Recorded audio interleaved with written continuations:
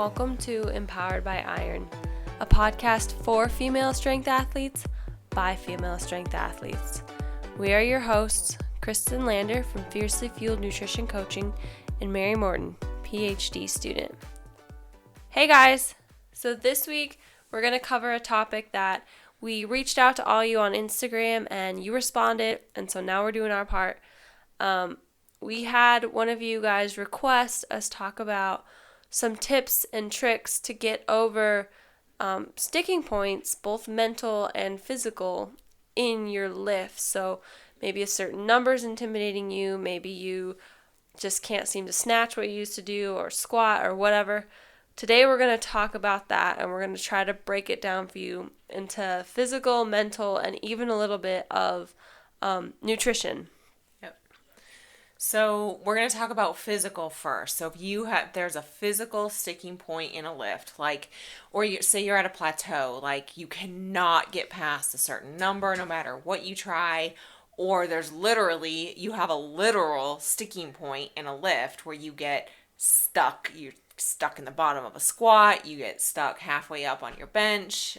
You can't lock out a deadlift. Right. Or a jerk. Right. All those things. So the biggest advice we have for getting through physical sticking points is breaking the lifts down into their parts. So for squats, you can work on pin squats, quarter squats, pause squats, squatting with chains. You can do all the different types of squats. So if you're a power lifter, don't just do low bar, do high bar. Front squats, you can use the safety bar, you can use a cambered bar, you can do goblet squats, you can do sumo squats. This goes for Olympic lifters too. I mean, yes, we need our front squat is what tends to be most important because you want to receive a clean, and so if you've got to be able to front squat it, but you still have to get stronger. So you can still, even if you're an Olympic lifter, you can still utilize all of the different kinds of squats, but work on, pausing in the bottom. You can do a 1 second hold. You can do a 5 second hold. And then when you can do eccentric, what's the other one? Concentric? Eccentric and... Yeah. And concentric. So you can go down at 5, 4, 3, 2, 1, come up, 5, 4, 3, 2, 1. So like a tempo squat. That would be a tempo squat. It's a tempo squat, yeah. Yep. Eccentric is the portion where it's like the negative. The eccentric is the negative. So you can do, for deadlifts, you can do a deficit deadlift. You can do rack pulls. You can pause at the knee. You can do banded deadlifts. You can deadlift with chains. I want to be really cautious when we talked about pausing in the squats just a second ago, and then same with the deadlift. If you pause at any position, the one thing you can't do then is like dip down. And so I've seen people do pause squats and then try to bounce out of the bottom, like come up and then bounce out. That's not a pause squat. Don't do that.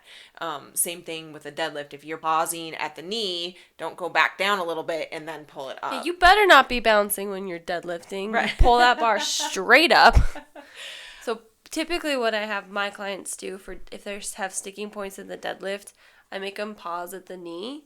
Mm-hmm. Or an inch off the ground. Yep. So if they have a really hard time pulling it off the ground, the inch off the ground does them a good work. Because if they can get it off, then they have to hold it there and then pull. Right. It really helps that sticking point. Right. If they have a really hard time locking out, I make them do tempo deadlifts basically. Mm-hmm. So 2 seconds up, 2 seconds to the hip, 2 seconds to the knee, 2 seconds up. So 4 seconds total. And it really makes them focus on keeping everything tight and locking out. Yeah. If you're stuck in your bench, you can do a cambered bar to work on greater range of motion. You can have someone hold a board on your chest and bench. So that's a method of overloading, isn't it? If you're using the board against your chest, you're not doing a full range of motion. Right. So anything that weight. You can add more weight to it. Yeah. Right. You can do a pause. You can do close grip. You could do bench holds, which is another overload. So you're just holding it in basically air. What you do is you can load up like 120, 150% of your max, you need a spotter for sure. But basically, you just hold that there for 10 seconds, and it gets you to feel what that weight is like. And it helps you. It's just a way of overloading. Yeah, without it's doing overload. the meat, Yep. without doing the full lift. You could do reverse bands over a power rack. Yes. So that's another overloading technique, because it's going to be really light when those bands stretch and it reaches your chest, and then it's going to be really heavy at the top. So it helps you work on your lockout. Yep. And same if you're having lockout troubles, work on your do some tricep work. Lots of tricep work, yeah. Yeah. One of the main things that I see is people have a problem with the pause in the bench, so they haven't trained that yet. Like, if you're not training pause at the bench and then you go to a meet and all of a sudden you have to pause and you can't get out of that, well, no shit. You can't just, like, use the momentum of the whip of the bar to get down and up. Right. That's the reason that they make you come to a complete stop. You come to complete stops. You can't utilize the whip of the bar coming up. Right. So practice pausing regardless of if it's a sticking point or not. Yeah. Right. And that goes back to training the way you compete. Yep. I mean, if that's the way that you have to do it in competition, you better be training that. You better damn well be training pauses. So clean and the snatch. If you've got some sticking points, you can just work on pulls, clean pulls, snatch pulls. You can do clean deadlift, snatch deadlift. You can, which are all forms of overloading. Typically, you can pull more than you can snatch or clean. Right. You can pause at all three positions on the way up. So pause an inch off the floor, pause at your knee, pause at the hip, then do the lift. And a caveat to that is, just because you're pausing at the three positions doesn't mean that your technique is correct at the three positions. Pause at one position. If you have someone there, help them fixing your technique. If not, adjust. Second position, adjust. Third, that's the reason you do the three, not just to stop. Right. But you do them to fix your technique. Yeah, it really helps you to make sure that you're in the right position, and then your brain's like, oh, okay, I'm starting to understand what this position is like. My coach has had me do a lot of 3-second pauses in all positions, and 3 seconds feels like forever. So don't, you always see people like, oh, I did pause or whatever, and then you look at the video and they didn't actually quit moving. They they slowed down, but they didn't actually. It seems like forever, but you need to mentally stop and go 1001, 1002, and then pull up. Right. So, and you can also do the opposite of those pause at three positions and do the lifts from those three positions. So you can do your lift from bring it to, 1 inch from the floor and do your lift. Bring it to the knee, so hang snatch or hang clean, from the knee or from the hip. You can do block work, pull out some jerk blocks, and do, pulls with it stopped, so you're not in a pause, but it's at the knee. Right. And do the lift from that position. You could get a big piece of plywood and do deficit cleans and deficit snatches. For jerks, you can do, again, pull out the blocks, so that you're not having to clean it every time. That's right. A really big advantage of having jerk blocks, right? Jerk recoveries, you can do a pause in the dip.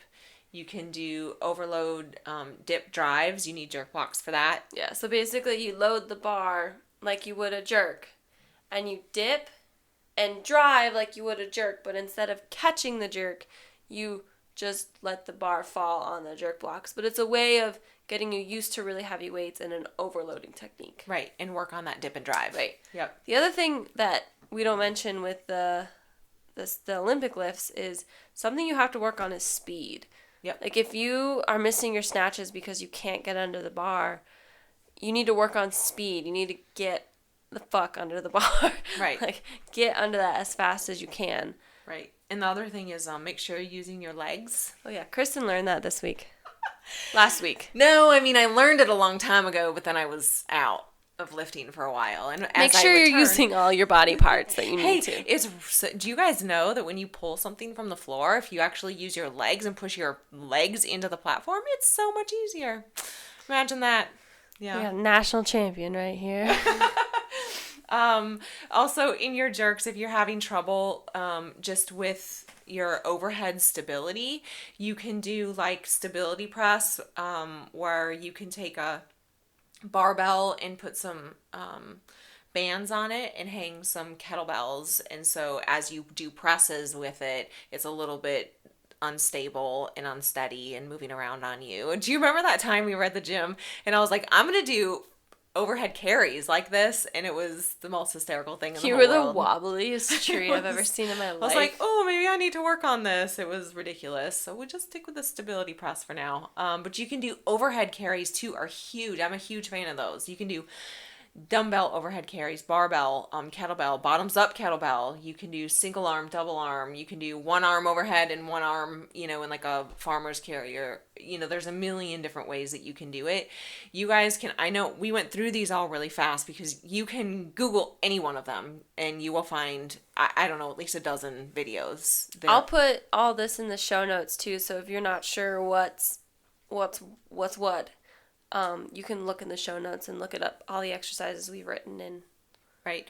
So if you're having sticking points in a lift, break it down into its parts and work on them. Maybe you won't even do the full lift for a while. You're just working on the various parts of the lift, and that's fine. Yeah. But that's You'll how be you get surprised. better. Like, people think, oh, well, if you're not doing the full lift, are you really doing the lift? And you'd be surprised if you break it down and work on each piece. Mm-hmm. When you put it all together, sometimes it just clicks. All of a sudden, you're just 10 times better than you were 6 weeks ago or 8 weeks ago. Right. The only time I've ever had trouble with this, when breaking lifts down into parts and then trying to put them back together, was when I wasn't pulling from the floor.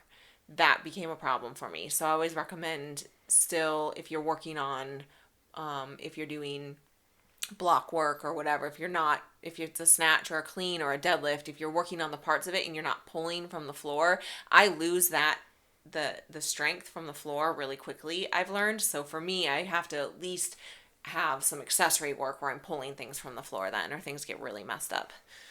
But the other thing then, so in terms of physical sticking points, is making sure that you have a plan. This is the periodization we talked about way back in episode 13. Mm-hmm. So if you didn't listen to it, listen to it. You cannot just be testing your maxes all the time. Or be picking random percentages. Right. Some of the best coaches, their programs are written in such a way that every week truly builds off of the last week. And if you decide to do week 8 before week 7, like, you're going to fuck everything up. Right. And then the other thing is, like, do all the reps, do all the work. If you've got a coach and you've got programming and they've got a plan, do the plan. Don't skip it. Don't like, oh, that didn't really feel good, I'm going to just not do that. Or I mean if you have an injury, whatever, but right. That felt great, I'm going to do 1 rep max. Like, stop. Right. Yeah, stop. You've got to follow the plan. Guys, I used to think that programming was so stupid until I actually started doing it as a coach. I was like, whatever. It doesn't matter if you switch up the days. It doesn't matter if I do Friday when it was supposed to be Monday. But it does really, truly matter. Like, if you have a really good coach, someone who really takes time to break it down, it matters if you do Monday or Friday first. It absolutely matters. And so don't think you're alone if you thought it was stupid. Right. But also, you owe it to if you have a good coach and you have to trust what they're doing. And if you're going to change something, you need to talk to them about it first. Mm-hmm. I even, I train 5 days a week, and I have my rest days built in, and I take my rest days when my coach tells me to take my rest days. And there are times where I'm like, well, I'm going to be traveling on the weekends, so I'm just going to cram this all in Monday through Friday. And those are not good training weeks. I talked to my coach about it before, and he's like, well, if you feel good, go for it. And they're just, I'd be better off just taking an extra day off instead of trying to cram it in without a rest day. I just can't. My programming isn't designed to be that way. It just doesn't work. You've got to follow the plan. And then another huge thing with plateaus that I find with people is that they're not eating enough food. Mm-hmm. So if you have a strength plateau, you've got a lift that is not getting better, or none of your lifts are getting better, you owe it to yourself to look at your nutrition and see where you're at. If you are currently trying to lose weight while you're also trying to get stronger, that can be done. But it takes some exact measurements in exact, you have to have a nutrition coach who knows exactly what they're doing, and you have a very strict plan. If you're not doing that, or even if you are doing that, you can still run into times where you're going to hit plateaus. Mm-hmm. And if I'm working with an athlete as a nutrition coach who they have some plateaus in their lifts because they're cutting, we discuss that and say, okay, at this point, what is more important to you? Breaking through that plateau or finishing the cut that we have planned? And you have to make that decision. Yeah. But you can't expect to be eating at a caloric deficit and be getting stronger all the time. It does happen, but at some point you'll hit a wall. Yeah. So, and then I think too, like, if you are eating enough food, so your weight, the way you know that you're eating enough food is that your weight is staying stable. That's And a pretty good way of knowing. your weight is staying stable, and if you're lucky enough, you're also getting stronger. Although if Right. you're hitting a plateau, you may just be hitting a plateau in Right. one lift, but you can always tell that. Right.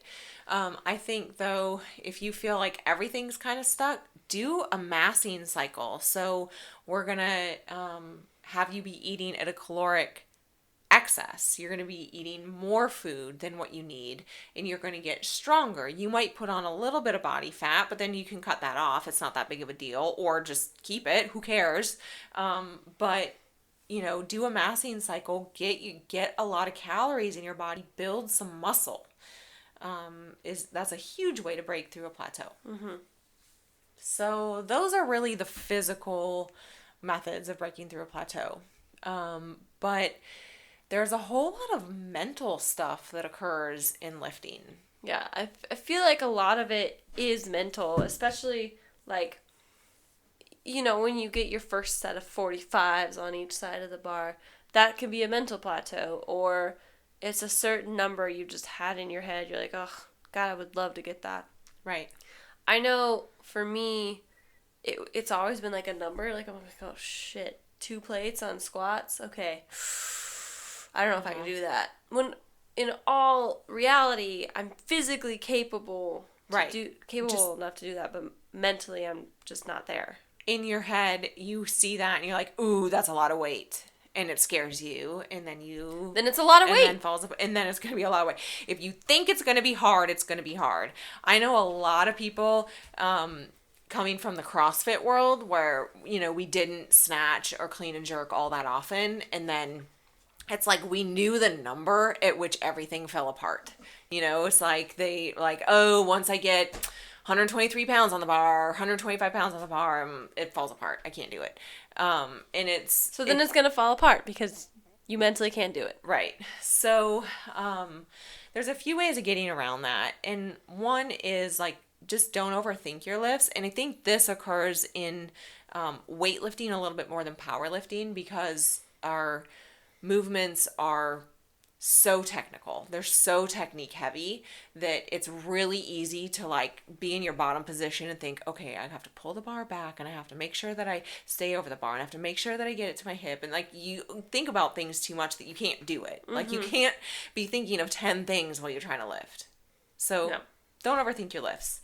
And the other thing is, like, if you step up to the bar and think that you're going to fail, or if you visualize yourself failing it, sometimes it happens unintentionally, but then you're going to fail it. Mm-hmm. You have to get all of that out of your brain. You have to clear your mind, and you have to have positive thoughts only when stepping up to the bar, which I think visualizing making a lift is huge. I've been doing that a lot lately. My weightlifting has improved immensely. My technique has improved because I visualize myself doing a perfect lift.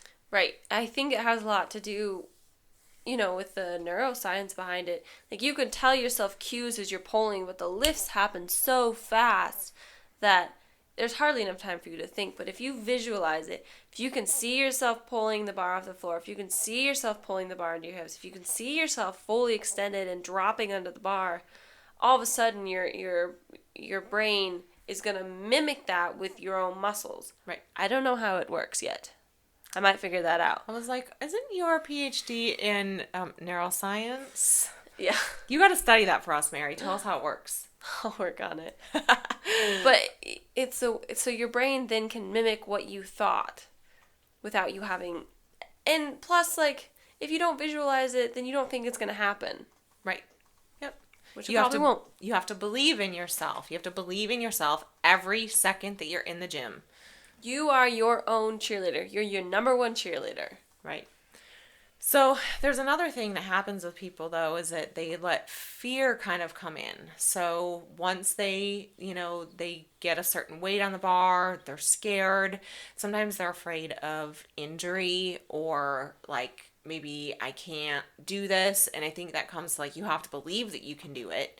But if you truly are like afraid, learn how to safely bail out of lifts. I think that's a really, that really only comes into play in a squat, I feel like. Because And Olympic lifting. Powerlifting, don't bail. Get yourself a good spotter. Right. A good spotter will save you. If you bail in powerlifting, you're usually disqualified. Yeah, so don't get yourself in the habit of that. But have someone who's a really good spotter or a competent spotter helping you. If you're lifting in a gym and you have a coach, that person should probably be spotting you. Especially if you tell them, hey, don't have a lot of confidence in this lift right now. That's going to help you get the confidence that you need, I think. Just for me, just having a spotter in itself is enough. Like when I squat with our friend Paul, I do more weight more confidently simply because I know if I fail, he's going to pull me up. And he's saved me a few times. So like I know he's there, he's going to grab it. Yep. And that way all I have to do is lift it.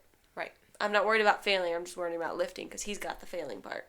Right. And if you start thinking about failing, you're planning to fail. Yeah, you're planning to fail. Don't plan to fail. Plan to win. Right.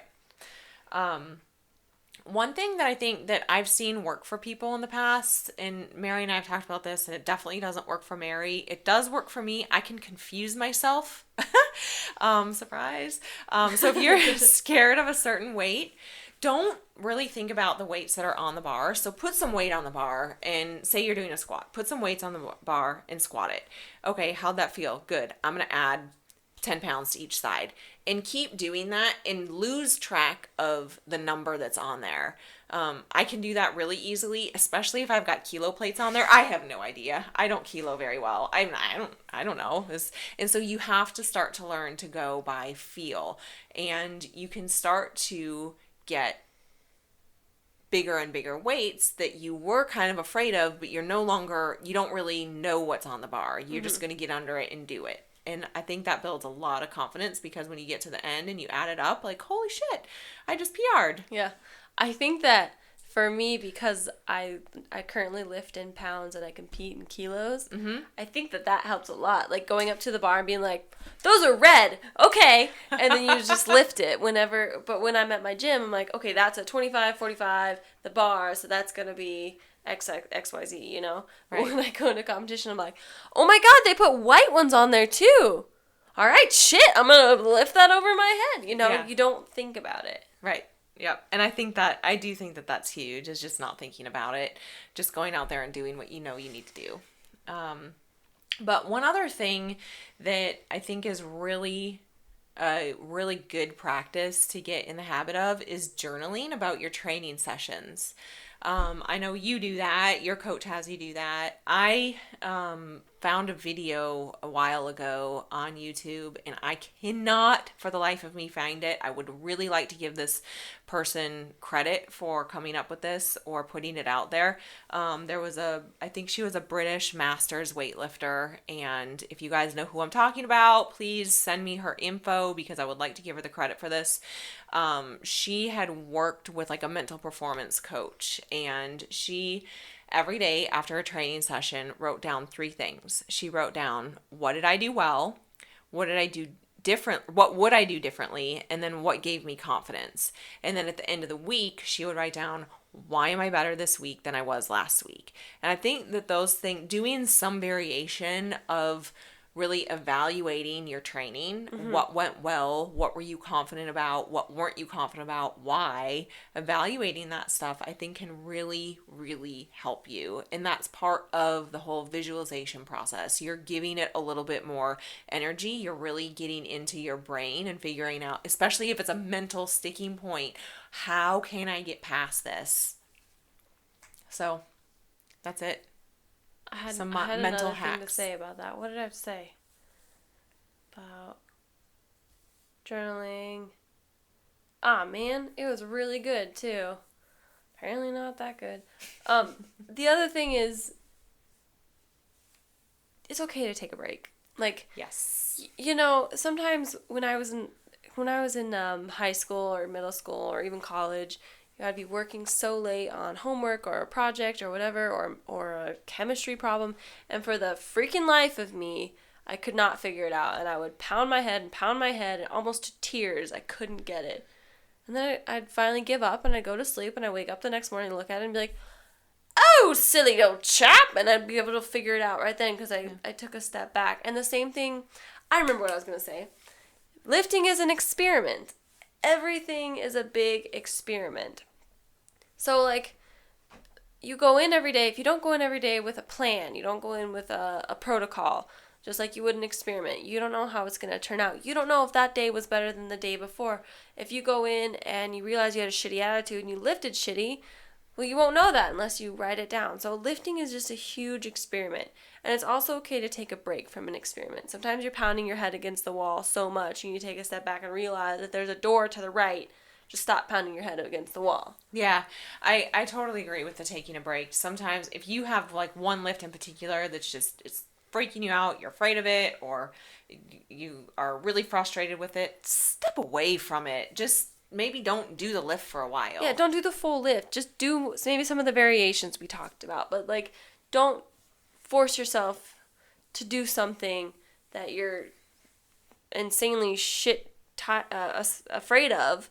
Like, it's okay to take a little break. It's a mental break. I guarantee if you take just a little break and you step back up, all of a sudden it'll just click. You'll get it. Right. The other thing, though, and part of our motto is be brave. So if you are afraid of a lift, sometimes you're just going to have to be brave and go for it. Yeah. You just have to go for it. You have to commit and you have to go for it. As Ursula of the IWF says, don't be a chicken shit. Sometimes you're just being a chicken shit and you have to get over it. Right. That right. too. So, but. Right. Yeah? Good? All right, guys. If you have any more suggestions of what you'd like to hear, you can shoot us an email at empoweredbyiron@gmail.com. And if you're interested in nutrition coaching, you can hit up Kristen at fiercelyfueled@gmail.com. I know for a fact that she's really good at helping people through these sticking points when it comes to nutrition. She's really good at convincing you what you need to do, even though it's not necessarily something that you want to do.